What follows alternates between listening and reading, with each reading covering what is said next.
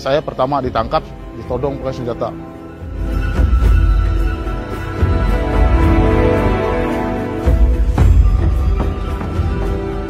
Malam ini ditahan di sana, setelah besok keluar tuh kan langsung digunduli mereka.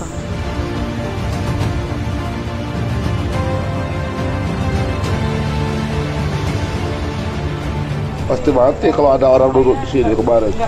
Anak saya selalu cari ayahnya.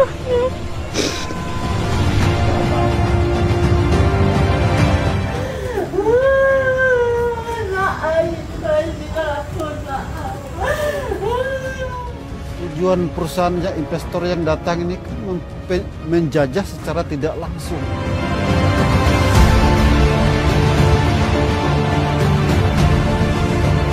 Pasti datang ke mereka dengan harapan yang besar sekali, pengen didengar.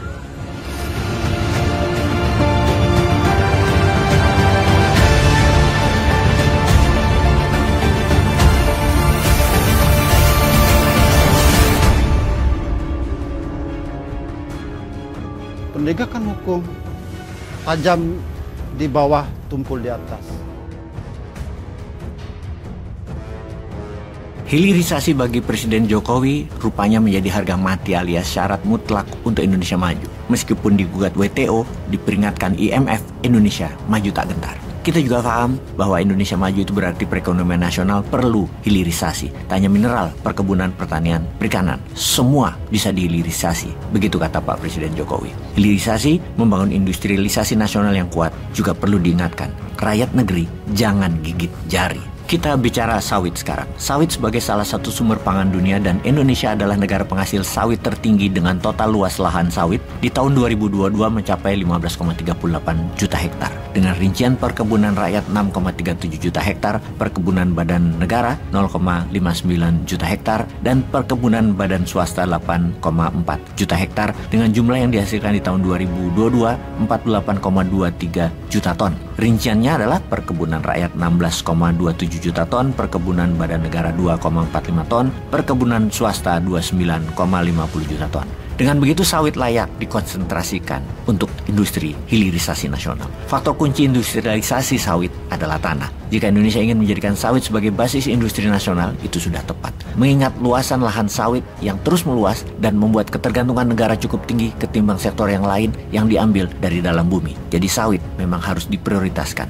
Sayangnya mencermati kebijakan industri nasional kali ini, hakikatnya sudah bukan untuk kemakmuran rakyat lagi. Ini fakta. Indikatornya sederhana. Semakin terkonsentrasi dan meningkatnya kekayaan 10 oligarki Indonesia itu meningkatnya per tahunnya lebih dari 100%. Ini misalnya ya, ada yang namanya Lim Haryanto, orang terkaya nomor 6 Indonesia dari posisi sebelumnya di peringkat 36 orang kaya di akhir tahun 2022. Kekayaannya melonjak 381,81% dari akhir tahun yang lalu sebesar 1,1 miliar dolar. Lim merupakan pengusaha perkebunan kelapa sawit Bumi Tama Agri yang tercatat sebagai emiten di Singapura. Sementara pendapatan buruh atau upah buruh tidak boleh naik lebih dari 10%. Sedih nggak tuh melihatnya? Karena itu realisasi industrialisasi nasional dalam hal sawit harus dimulai dengan mengkelirkan soal tanah atau lebih pasnya soal agraria. Lalu apa yang dilakukan oleh pejabat saat ini? Faktanya lahan sawit ilegal mau diputihkan. Innalillahi. Sebanyak 3,3 juta hektar lahan perkebunan kelapa sawit ilegal yang berdiri di atas kawasan hutan bakal diputihkan.